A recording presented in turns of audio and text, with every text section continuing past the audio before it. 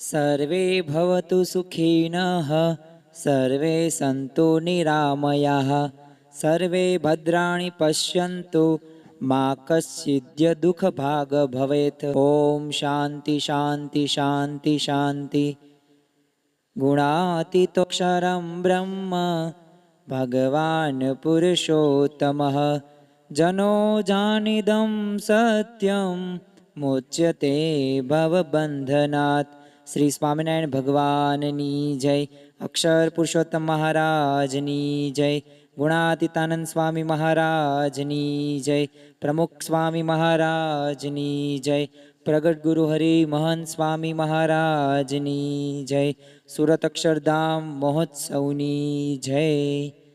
દરેક દિવ્ય હરિભક્તોને જય સ્વામી નારાયણ. આજના પ્રવચનનો વિષય, આમ તો દરેક વ્યક્તિને દીર્ઘ આયુષ્યની કામના હોય છે. એટલે કે દરેક વ્યક્તિના જીવનની અંદર પોતે આખું જીવન સ્વસ્થ વ્યતીત કરે અને વ્યક્તિના જીવનની અંદર કોઈ પણ પ્રકારનો રોગ વ્યાપ્ત ન થાય, શાંતિથી પોતાનું જીવન જીવી શકે, તે દરેકને એક ઈચ્છા હોય છે.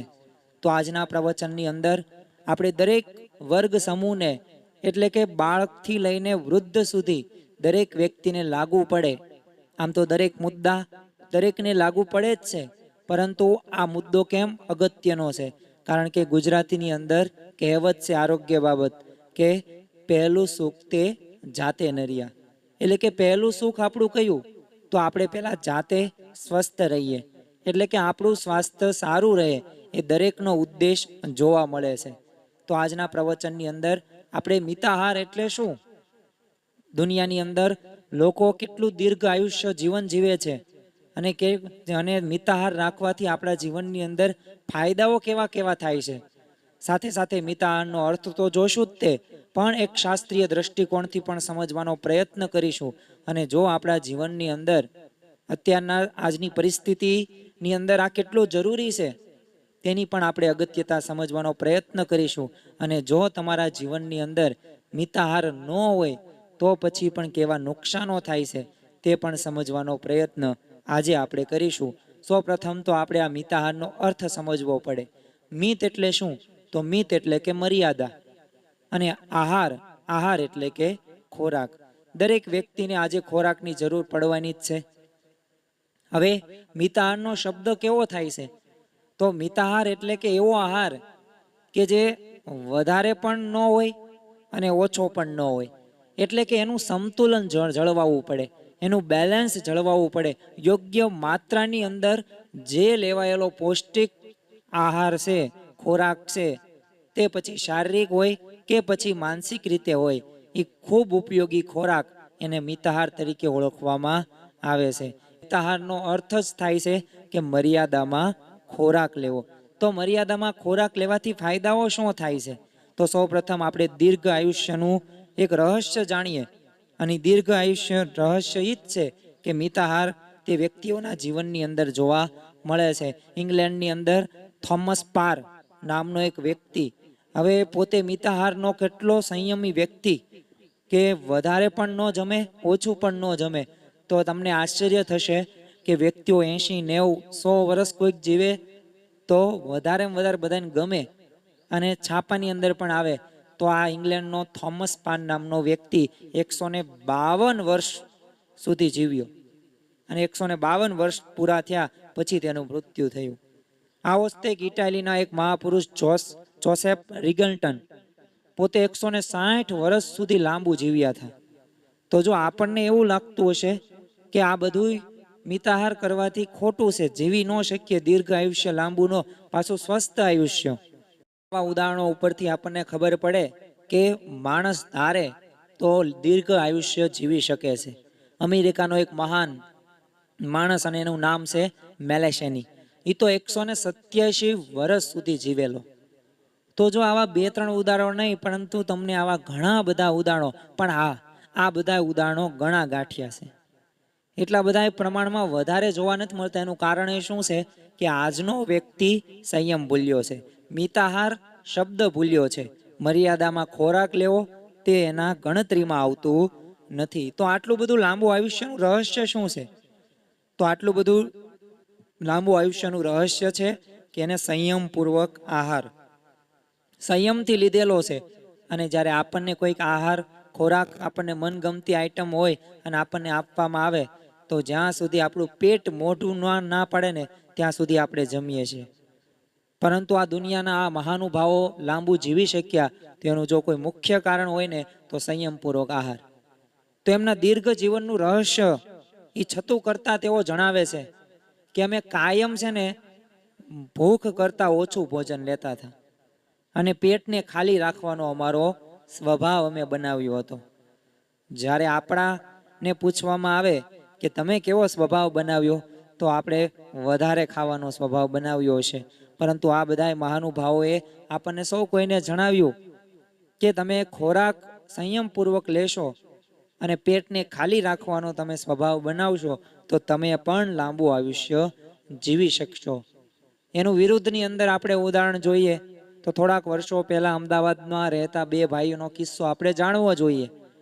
કારણ કે આ બંને ભાઈઓ પાસે 2 થી 3 મકાનો હતા, ઘણી બધી રોકડ રકમ પણ હતી.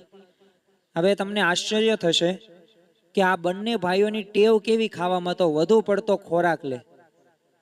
એટલે વધુ પડતો ખોરાકના લીધે થયું શું, તો થોડા વખતમાં જ તે બધી સંપત્તિ બધું ગુમાવી બેઠા.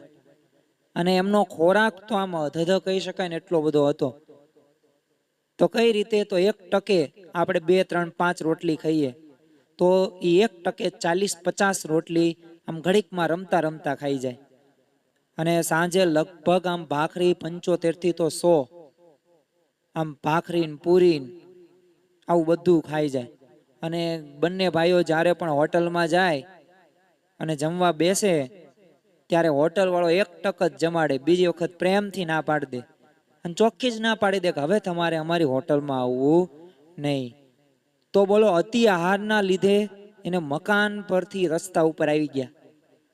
હવે એક ભાઈ તો વહેલો મૃત્યુ પામ્યો, બીજો ભાઈ તો જમવાનું એટલું બધું મળે નહીં એટલે રખડતા રખડતા રસ્તાની વચ્ચે ભિખારીની દશામાં આવી ગયો હતો અને એને લીધે મૃત્યુ થયું.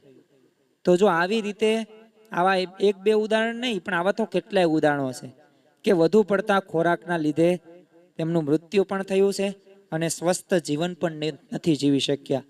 જો તમારી પાસે પૈસા હશે, ધન હશે, સત્તા હશે, કીર્તિ હશે, આવડત હશે, મકાન પણ હશે, ગાડી પણ હશે, બંગલા પણ હશે, માતા પિતા સંબંધીઓ પણ હશે, પણ તમારું જો શરીર સારું નહીં હોય, તમે શરીરને આપણે ભોગવવા માટે તમારી પાસે શરીર જ સારું નથી તો એ ધન કે પૈસા કે આવડત કે સ્કિલ શું કામની. એટલે પહેલું સુખ તે જાતે નર્યા એટલે કહેવામાં આવ્યું છે. વધુ ખોરાક લેનાર માટે તો કહેવત છે કે મનુષ્ય મરતો નથી પણ એ પોતાની જાતને મારે છે.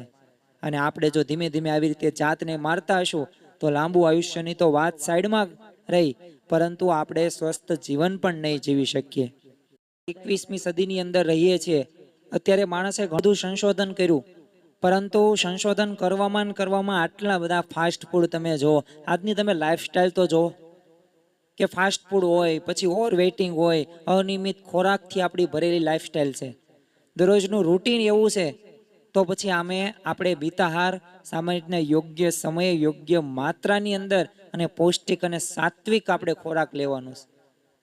તો જો આપણે એવો સંકલ્પ કરીશું ને તો આપણા જીવનની અંદર આપણે રોગોને મટાડી શકીશું અને રોગો ઘર નહીં કરી જાય.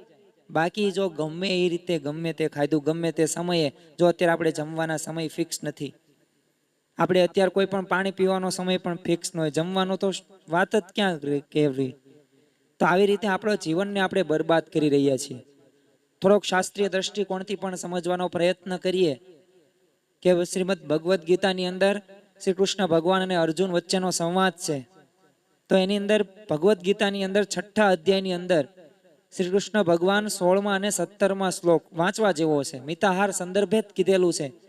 ત્યારે શ્રી કૃષ્ણ ભગવાન અર્જુનને જણાવે છે, જો અર્જુન જે પોતે ધનુર્ધરી હતો, આટલી બધી એની પાસે આવડત હતી, કલા હતી, પણ છતાં પણ એને મનની અંદર સંશયો હતા અને આ સંશયો દૂર કરવા માટે શ્રી કૃષ્ણ ભગવાનની એ પરાવાણી એ અસરકારક થઈ.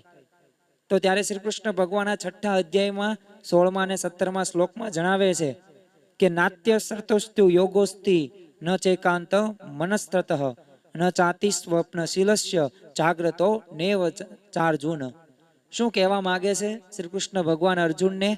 કે જે વ્યક્તિ ખૂબ જ વધારે ખાય છે ને, અથવા તો ખૂબ ઓછું ખાય છે, તો એને યોગ સિદ્ધ થતો નથી. એટલે કે જો મિતાહાર એ યોગ સાધવાનું પણ એક મુખ્ય છે.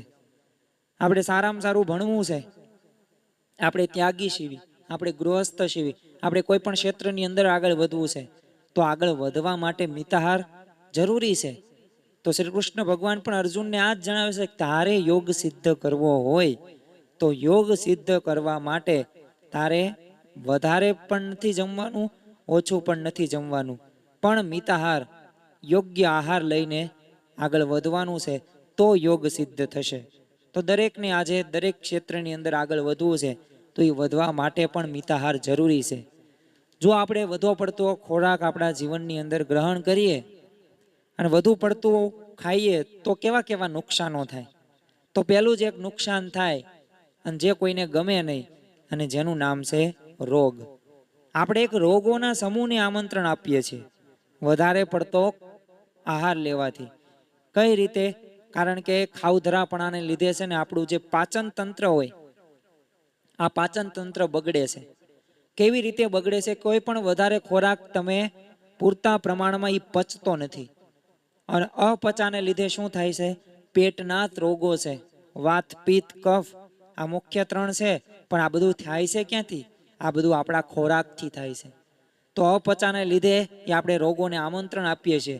એનાથી થાય છે ગેસ થાય, એસિડિટી થાય, હાર્ટ એટેક જેવા તો ભયંકર એવા રોગો એ આહારની આપણે વ્યવસ્થિત વધારે પડતો લઈ લઈએ ને તો થાય છે.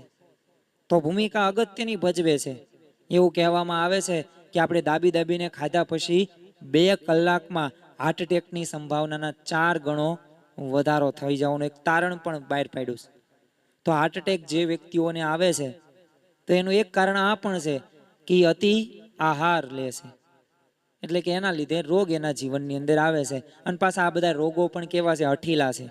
ડાયાબિટીસની વાત કરીએ તો ડાયાબિટીસ આજીવન મૃત્યુ પર્યંત સુધી દરરોજ એક ટીકડી પીવી જ પડે.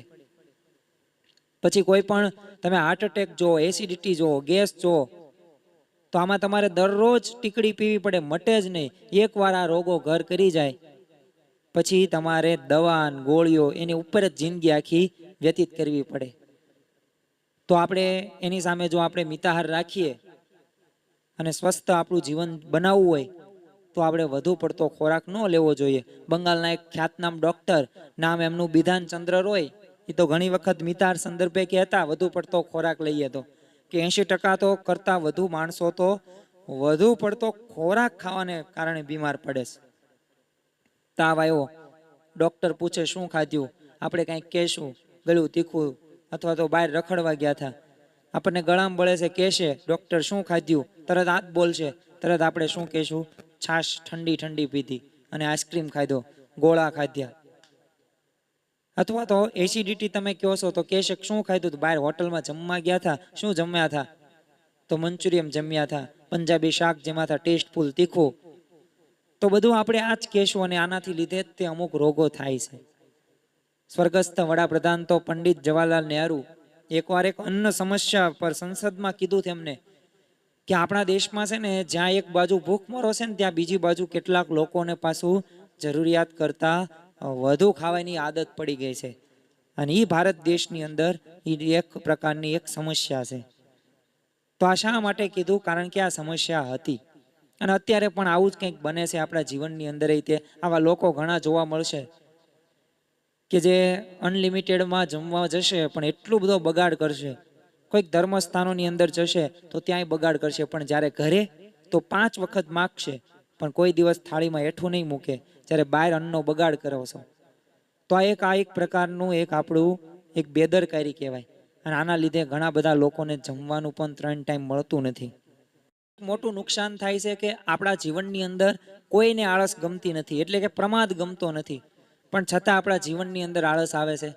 હવે આળસ એટલે કેવું કે બસ બેસી જ રહેવું, સૂઈ રહેવું, કાંઈ કામ કરવામાં આપણને ચેન ન પડવું. તો આ કેના લીધે થાય છે? કારણ કે વધુ પડતો આપણે ખોરાક લઈએ ને તો થાય છે શું? પેટ ખૂબ ભારે થઈ જાય.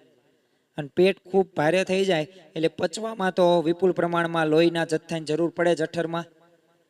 એટલે અન્ય અવયવો કેવું લોહી ઓછું પહોંચે બધા અવયવોમાં. એટલે આના કારણે થાય શું? શરીરની એક સ્ફૂર્તિ, જે આપણે સ્ફૂર્તિદાયક રીતે કામ કરવું જોઈએ તો એ નણાઈ જાય અને આળસ પ્રમાદ ઘર કરી જાય. અને સાથે સાથે દરેકનું એક મેન જે સંચાલન કરે છે, આમ તો મગજ, જે આપણને સૌ કોઈને ખબર છે કે મગજથી જ દરેક કાર્યો થાય છે. તો મગજની ક્રિયાશીલતા હોય ને બધી જગ્યાએ અવયવો લોહી વહી જાય, પૂરતા પ્રમાણમાં મળતું જ નથી. કારણ કે જઠર જ તે લઈ લે જાજુ લોહી પચાવવા માટે. તો થાય છે શું? મગજની ક્રિયાશીલતા. મગજને જો એટલે જ તે રાત્રે આપણે સુવામાં તે ઓશીકું નથી રાખવાનું કહેતા. શા માટે? કારણ કે લોહી પહોંચવું પડે. ઘણા બધા આસનો પણ કરવાનું કહે છે. કારણ એક જ છે કે મગજ સુધી લોહી પહોંચે તો વધુ આપણને સારા વિચારો આવે, એક સ્ફૂર્તિદાયક આપણે કામ થાય. તો મગજની ક્રિયાશીલતા ઓછી થઈ જાય તો આપણને એનાથી થાય શું? કાંઈ પણ કરવાની ઈચ્છા જ ન થાય. આળસુ થઈને બસ એક પડી રહેવાનું જ મન થાય. અને ફોન હાથમાં હોય તો 2, 5, 10, 12 કલાક સુધી સમય બગાડ નાખીએ. તમે એક સિંહનું જોયું હશે, એક સિંહ અને મગર. હવે આ પ્રાણીઓ ખોરાક એટલો બધો અતિશય લે તો એને લીધે શું થાય? એક જગ્યાએ લાંબા સમય સુધી પડ્યા રહે. એટલે છે ને સ્ફૂર્તિ જે આવી પડે ને એ આવે નહીં, ગુમાવી દેશે. આ જ તે કારણ આપણું માણસ સાથે પણ અતિ ખોરાકના લીધે થાય છે. તો આજથી આપણે નિયમ લેવો જોઈએ કે આપણા જીવનની અંદર ખોરાક લેવો જોઈએ, પણ વધુ પડતો ખોરાક નહીં. કારણ કે અતિ આહાર રહ્યું ને એ આ રીતે નુકસાન કરે છે. બીજું સાથે સાથે એક પ્રશ્ન એ પણ થઈ જાય છે કે વજન વધે છે. સ્વાભાવિક છે કે તમે વધુ પડતો ખોરાક લેતા હોય તો વજન વધવાનો જ છે. તો આ વધુ પડતા ખોરાકના લીધે શરીરનું વજન વધી જાય છે. અને વધુ વજનના કારણે પાછું થાય શું? 2 રોગો આવે. અને એ હઠીલા રોગો છે. એક શરીરમાં હૃદય રોગ અને બીજું ડાયાબિટીસ. આવા તો કેટલાય પ્રકારના રોગો અને પ્રશ્નો ઊભા થાય છે. પી સિવાય પણ રૂટીન ડે ટુ ડે લાઈફની અંદર આપણે ચાલવાનીમાં તકલીફ થાય, બોલવામાં તકલીફ થાય, પગે સોજા આવે, ઘૂંટણમાં તકલીફ આવે, ઘણી બધી તકલીફો આપણા જીવનની અંદર આવે છે. એક સ્વાસ્થ્યને અસર કરે છે. તો આજથી આપણે એવો નિયમ લેવો જોઈએ કે વજન તો વધે છે પણ સાથે સાથે ઘણા બધા પ્રકારના પ્રશ્નો પણ આવે છે.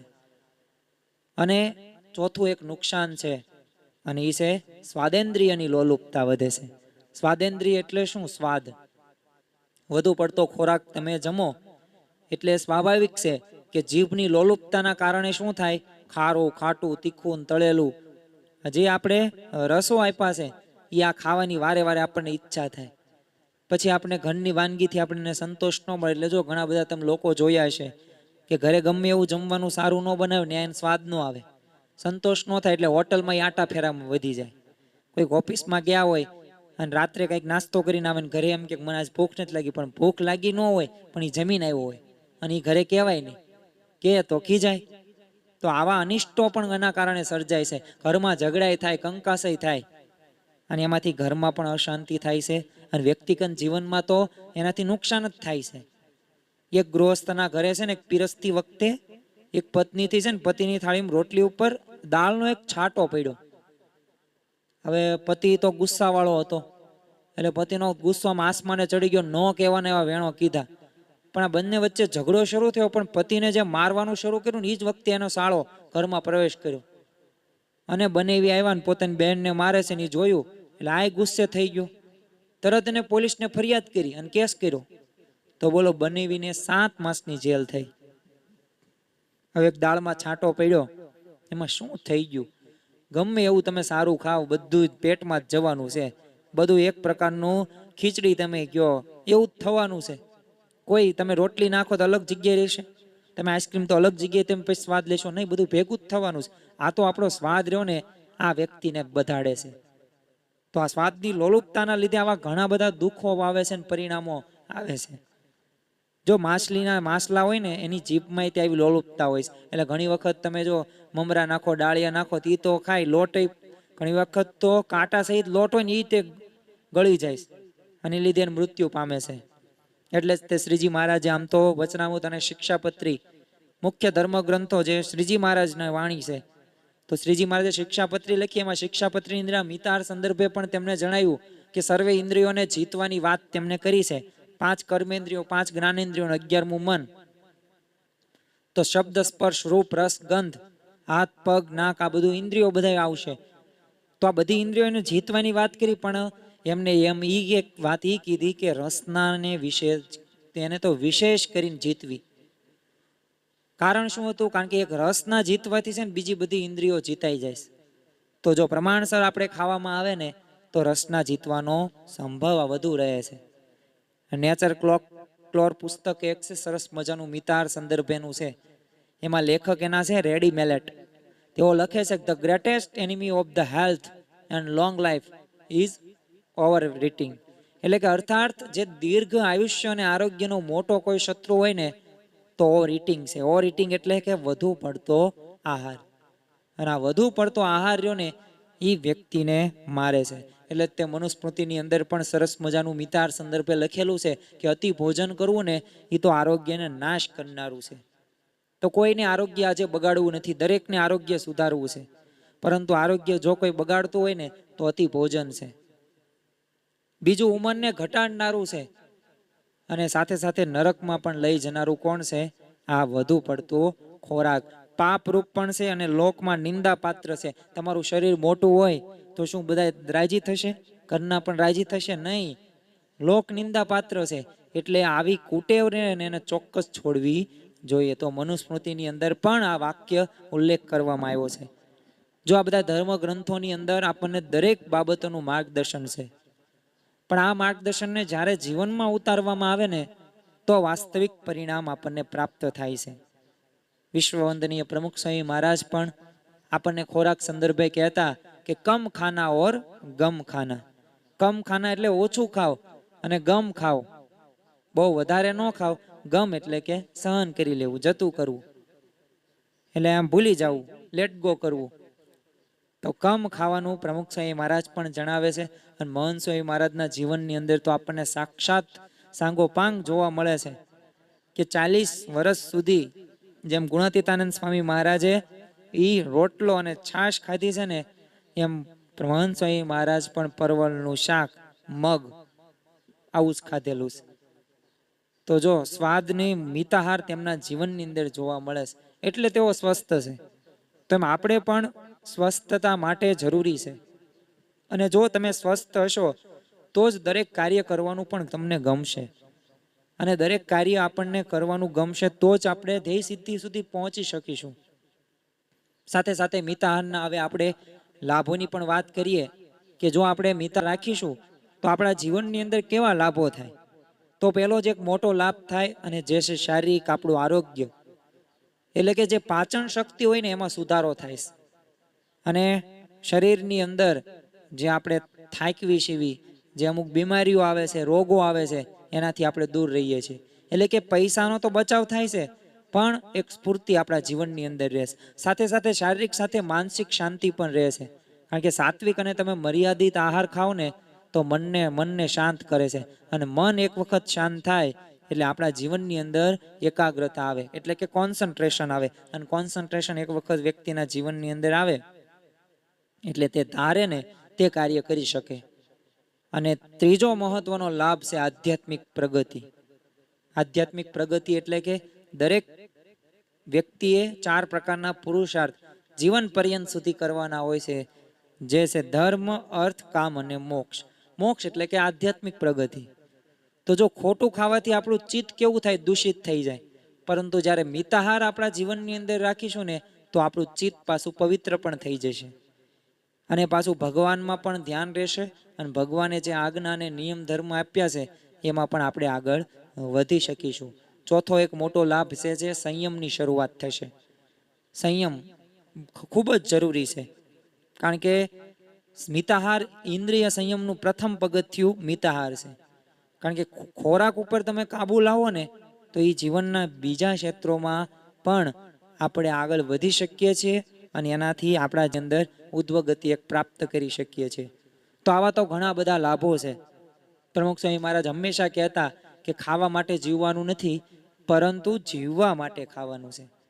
અને અમુકના તો જન્મ જ તે ખાવા માટે થયા હોય ને એવું લાગ્યું હોય. એ એકાદશી કરે, ઉપવાસ કરે ને તો એટલું બધું જમે. એ નિર્જળા રહ્યો ને તો એ જળ એટલું બધું ફ્રૂટ જમ નાખે ને તો ન પૂછો વાત. એ 2-3 કલાકની અંદર નિર્જળા ઉપવાસ એનો તૂટી જ ગયો હોય. એકાદશીની અંદર નોર્મલી દરરોજ જમતો હોય 2-3 રોટલી, તો અત્યારે જ્યારે એકાદશી રહે ને તો ત્યારે આમ ફરાળી ભાખરી, પાછું અત્યારે ફરાળમાં એટલી વિવિધતા આવી ગઈ છે ને કે આપણને એમ જ થાય એકાદશી રહીએ જ તે કે શા માટે? ખાવા માટે. નવું નવું ખાવા મળે. તો જો ઓછું ખાવાથી શરીરના રોગો દૂર ભાગે છે, વજન આપણું પ્રમાણસરનું રહે છે, અને એક શરીરની જો સ્ફૂર્તિ રહે તો પછી કાર્યશક્તિમાં પણ વધારો થાય છે. ઘણી વાર પાછું લોકોની એવી પણ માન્યતા હોય છે કે વધુ ખાવાથી છે ને શરીરમાં આપણને તાકાત વધે છે. તો જો હકીકતમાં અનેક લોકો માત્ર એકવાર જમીને પણ તમને આશ્ચર્ય થશે ખૂબ સારી રીતે જીવે છે. એટલે આ એક માન્યતા છે, એ ખોટી છે. અશ્વિની કુમારે બાણભટ્ટને પૂછ્યું હતું કે નિરોગી કોણ? પ્રશ્ન પૂછ્યો અશ્વિની કુમારે બાણભટ્ટને કે નિરોગી કોણ? ત્યારે જવાબમાં એમણે શું કીધું કે હિત ભૂકમ મિત ભૂકમ, એટલે કે જે ઉપયોગી ખાદ્ય પદાર્થ જે ગ્રહણ કરે છે ને કે અને જે ભૂખથી ઓછું ખાય છે ને એ નિરોગી છે. શ્રીમદ ભગવદ્ ગીતાની અંદર પણ હમણાં જેમ વાત કરી એમ આપણે યુક્ત આહાર કરનારને જ યોગ સિદ્ધ થાય છે. 4 વેદો જે આપ્યા છે એમાં આયુર્વેદની અંદર પણ જેની અંદર આપણને આરોગ્ય માહિતી આપવામાં આવી છે, એમાં પણ એક શ્લોક આપવામાં આવ્યો છે કે એ ગુણાહા લંઘને યોક્તાહા તે યુગુણા અલ્પ ભોજને, અર્થાત કે ઉપવાસથી જે લાભ થાય છે ને એ લાભ અલ્પ ભોજનથી થાય છે.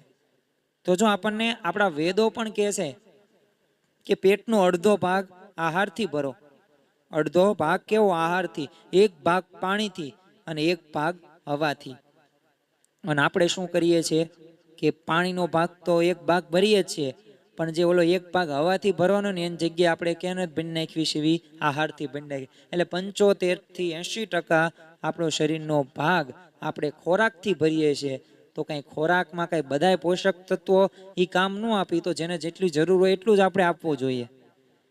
તો ખોરાક એ માટે જરૂરી છે. ગુણાતીતાનંદ સ્વામી તો હંમેશા આ રીતે જ જમતા.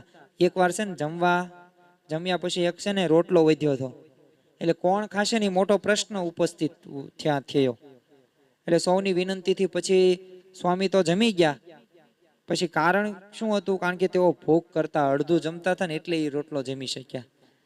તો જો આમ ઓછું જમતા હતા ગુણાતીતાનંદ સ્વામી, પ્રમુખ સ્વામી મહારાજ હોય, મહંત સ્વામી મહારાજ હોય, અને જે પણ વ્યક્તિ એનું સ્વાસ્થ્ય સારું છે તો એના જીવનની અંદર આપણને આ જોવા મળે છે. થોડાક આપણે પ્રમુખ સ્વામી મહારાજના પ્રસંગો જોઈએ તો આપણને વાસ્તવિકતા ખ્યાલ આવે કે પ્રમુખ સ્વામી મહારાજના જીવનની અંદર આ મિતાહાર કેવો હતો, અને જે આહાર હતો એનો સંયમનો ખટકો પણ કેટલો હતો. અત્યારે હાલ મહંત સ્વામી મહારાજ તો અલ્પ ભોજન કરે જ છે, પરંતુ પ્રમુખ સ્વામી મહારાજ પણ હંમેશા અલ્પ ભોજન કરતા, અને પાછું એ પણ સાદું ભોજન. એમના જો સેવક તમે જોવો તો કોઈ દિવસ એ જે એમને રસોઈ બનાવનારા હતા સેવક સંતો, જેમને પીરસનારા જે સંતો હતા, કોઈ દિવસ તેઓ જાણી નહોતા શક્યા કે પ્રમુખ સ્વામી મહારાજને કઈ વાનગી વિશેષ ભાવે છે. હાલ મહંત સ્વામી મહારાજને પણ કોઈ સંત સેવક સંત જાણી ન શકે કે મહંત સ્વામી મહારાજને પણ શું વધુ ભાવે છે. તારીખ 28/9/1980 ની અંદર પ્રમુખ સ્વામી મહારાજ બોસ્ટનની અંદર વિરાજમાન હતા. મોતિયાના 2 ઓપરેશન પછી ડૉક્ટર જેસી પટેલ, જે કરમસદ વાળા, એમના ઘરે સ્વામીશ્રીનું રોકાણ હતું. એટલે ઘણા દિવસથી સ્વામીશ્રી ખૂબ જ થોડોક આહાર લેતા. એટલે ઘનશ્યામ પ્રસાદ સ્વામીએ પૂછ્યું કેમ જમવાનું ઓછું કરી લીધું છે? ત્યારે સ્વામીશ્રીએ શું જણાવ્યું કે કામ કરે એટલું જમાય, અહીંથી વધુ જમાય નહીં. અને આ સ્વામીશ્રીનો ઉત્તર એમના ભોજન પરનો સંયમ બતાવે છે. તો જ આ બોલી શકે. તો જો તેમની સાબિતી અને પ્રતીતિ બીજા પ્રસંગો ઉપરથી પણ થાય છે. સ્વામીશ્રી તારીખ 11/2/1991 રોજ જ્યારે અમદાવાદમાં વિરાજમાન હતા ત્યારે ડૉક્ટર મધુભાઈએ કાર્ડિયોગ્રામ લીધો હતો. તેઓએ કાર્ડિયોગ્રામને જોઈને છે ને તરત જ કીધું કે સ્વામીશ્રી શ્રમ ઓછો લ્યો, આ વખતનો તમારો કાર્ડિયોગ્રામ રહ્યો ને થોડુંક જુદું બતાવે છે, એટલે શિયાળામાં વિચરણ બહુ કર્યું લાગે છે, એટલે અમારી વિનંતીથી તમે છે ને શ્રમ ઓછો કરો. એટલે ત્યારે ઉકાળા પાણી જે દરમિયાન કૃષ્ણ વલ્લભ સ્વામીએ આ વાતનો સંદર્ભ ટાંકતા સ્વામીશ્રીને કીધું કે આજે ડૉક્ટરી તપાસ કરી હતી, એટલે ડૉક્ટરે કીધું છે કે તમે વધારે ખાવ છો, ઓછું કરો. તો જો આમ બંને પ્રસંગો આપણને સ્વામીશ્રી જણાવેલ ઉત્તરનો સમન્વય કરતા એકદમ સ્પષ્ટ જણાઈ આવે છે કે સ્વામીશ્રી હંમેશા મિતાહારી જ રહ્યા છે. તો આ એક આપણને ખબર પડે કે વ્યક્તિના જીવનની અંદર જે પણ વ્યક્તિઓ આગળ વધ્યા છે તેઓએ મિતાહાર કર્યો છે. પ્રમુખ સ્વામી મહારાજ પોતે તો સંયમ રાખે, પરંતુ સાથે સાથે તેમના યોગમાં આવનારા જે પણ કોઈ આવે ને એને સંયમના પાઠ શીખવતા. કારણ કે સ્વામીશ્રીને જ્યારે કોઈ સ્થૂળ કાંઈક બાળક કે યુવક મળે ને ત્યારે અવશ્ય એક ટકોર કરે અને એના જે ફૂલતા ફાલતા દેહને નિયમમાં રાખવા માટે ખટકો રાખવાનું કે શરીરનું ધ્યાન રાખજે. ઘણી વખત તો સામેથી ખટકો રખાવે અને કોઈક વાર તો થોડા કડક થઈને એક ટાણા એવું બધું વ્રતો પણ આપતા. શા માટે? કારણ કે વ્યક્તિ મિતાહારી હશે ને તો એ લાંબુ જીવી શકે તો શરીર ખરીદતે, પણ સ્વસ્થ જીવન પણ જીવી શકશે. સ્વામીશ્રી જ્યારે સારંગપુરની અંદર વિરાજમાન હતા ત્યારે પૂજા બાદ નિવાસ સ્થાને જઈ રહ્યા હતા. એટલે રસ્તામાં એક સ્થૂળકાય યુવક આમ વિકાસ પેંડા લઈને ગયો. એટલે સ્વામીશ્રીને કીધું, અરે વિકાસ, તારો વિકાસ બહુ થઈ ગયો. એટલે હવે મંદિરે આવતો થા તો કંઈક શરીર ઘટે. અને થોડો આગળ ગયો ને પેટલાદનો મિલન નામનો યુવક મળ્યો. એટલે સ્વામીશ્રીએ કીધું, મિલન, તારો વિકાસ થયો લાગે છે, બહુ જાડું શરીર, સારું નહીં હોય ને, ઓછું કર. અને કારેલી બાગથી મંદિરે રોજ ચાલતો તું જા. તો જો આમ પછી પાછું અર્પણ નામે ત્રીજો એક યુવક મળ્યો. તો એનો ભાઈ વિશ્વાસ કહે કે અર્પણ કહે છે કે મહિનો એકટાણા કરવા ભારે પડે, બહુ લાંબુ થઈ જાય. એટલે ત્યારે સ્વામીશ્રીએ શું કીધું, એને તો 4 મહિનાના એકટાણા આપવાના છે તો થોડું શરીર ઓછું થાય. તો જો એના માટે સારું છે પાછું. તો જો સ્વામીશ્રીનો આવો અભિગમ આપણને જોવા મળે કે સારી રીતે જીવવા માટે છે ને શરીર આપણું માપનું હોવું જોઈએ. અને એના માટે આપણે પાછો ખાવાનો સંયમ રાખવો પડશે. તો જ તે જીવનની અંદર એ આપણને સ્વાસ્થ્ય તો આપણું સારું રહેશે, પણ આપણું દરેક કાર્ય સારું થશે. તો જમવા બાબતે આપણે શું ધ્યાન રાખવાનું છે? તો એક તો પહેલી જ તે કુટેવ ટાળવાની છે કે ઝડપથી જમવાનું ટાળવું. તો એના બદલે શું કરવાનું? ચાવીને જમવાનું. એકટાણા કે ઉપવાસને બેલેન્સ કરવા માટે આપણે વધુ પડતું પાછું જમવાનું નહીં. આ તો અમુક કહેવાય બીજા દિવસે એકાદશી હોય તો રાત્રે 12 વાગ્યા પહેલા ધરાઈને જમી લે. તો આવું ન કરવું. પછી રોજના ખોરાકમાં કંઈક મિષ્ટાન કે તળેલા ફરસાણ, એના ઉપર આપણે નિયંત્રણ રાખવું. ભલે આપણી પાસે પૈસા હોય, ઘરે બધું હોય, નાસ્તો મિષ્ટાન હોય, ફરસાણી તળેલા કરતા હોય, પણ એમાં નિયંત્રિત રાખવું. લીલા શાકભાજી, કઠોળ હોય ને એના પૂરતા પ્રમાણમાં આપણે જો સંતુલિત પ્રમાણે પૌષ્ટિક આહાર લઈએ તો આપણું શરીર બેલેન્સ જળવાઈ રહે. અને એક મોટી એક ટેવ એક સુધારવી કે જમ્યા પછી તરત સૂવાનું આપણે ટાળવાનું છે. કારણ કે થાય શું, તરત સૂવાય ને એટલે જઠરનો એક જે એસિડ હોય ને એ અન્નનળીમાં ઉપર ધકેલાય અને પરિણામે શું થાય, છાતી અને ગળામાં બળતરા અને ખાટા ઓડકાર આવે. એટલે બેટર છે કે આપણે જમીને તરત સૂઈએ નહીં. કારણ કે ઊંઘ તો આવે, જમીએ એટલે તરત મગજ તમને એક આદેશ આપે કે હવે સૂવાનું છે, હવે આરામ કરવાનો છે. પરંતુ આરામ કરવાથી એ પ્રશ્ન એ જ થાય છે કે એનાથી લીધે અન્નનળીમાં આમ આખો એસિડ ધકેલાય છે અને આપણને ખાટા ઓડકાર તો આવે, એસિડિટી જેવી પણ સમસ્યા થાય છે. દિવસ દરમિયાન આપણે વધારે પાણી પીવું, કારણ કે પાચન માટે છે ને પાણી ખૂબ અગત્યનું છે. શરીરનું પાચનમાં જે તે આપણે ખાધું હોય, ચરબી કે જઠરિયું, કાર્બોહાઈડ્રેટ કોઈ પણ હોય વિટામિન યુક્ત ખોરાકો, તો આનું પાચન ક્યારે થાય કે જ્યારે વધારે પ્રમાણમાં પાણી જાય. બહુ વધુ નહીં ઓછું નહીં, સમતુલન જરૂરી છે. અને મનમાં પહેલાં નક્કી આપણું કરવું પડે કે મારે કોઈ પણ ભોગે મારું શરીર કેવું કરવું છે, સ્વસ્થ કરવું છે, મારે નિરોગીને હલકું રાખવું છે. તો જો આવા સંકલ્પ સાથે આપણે પ્રયત્ન કરીશું તો આપણને જરૂર સફળતા મળશે. એટલે જ ગુજરાતીની અંદર હમણાં જે કહેવતો આપણે 1-2 વખત ઉચ્ચારી, ફરી વખત આપણે ઉચ્ચારીએ, પહેલું સુખ તે જાતે નર્યા. તો આપણા જીવનની અંદર પહેલું સુખ આપણું જાતે નર્યા, એટલે જાતે નિરોગી રહેવાનું છે. જો એ નિરોગી આપણે રહીશું ને તો આપણા જીવનની અંદર આપણે આગળ વધી શકીશું.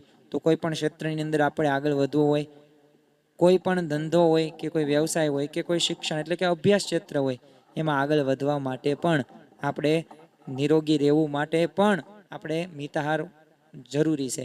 મર્યાદામાં ખોરાક લેવો જોઈએ તો જ આપણું શરીર સ્વસ્થ રહેશે. વ્યાયામ ને તમે પ્રાણાયામ, યોગાસન આ બધું તો જરૂરી જ છે, પરંતુ આ મિતાહાર પણ એટલો જ અગત્યનો અને પાયાનો મુદ્દો છે.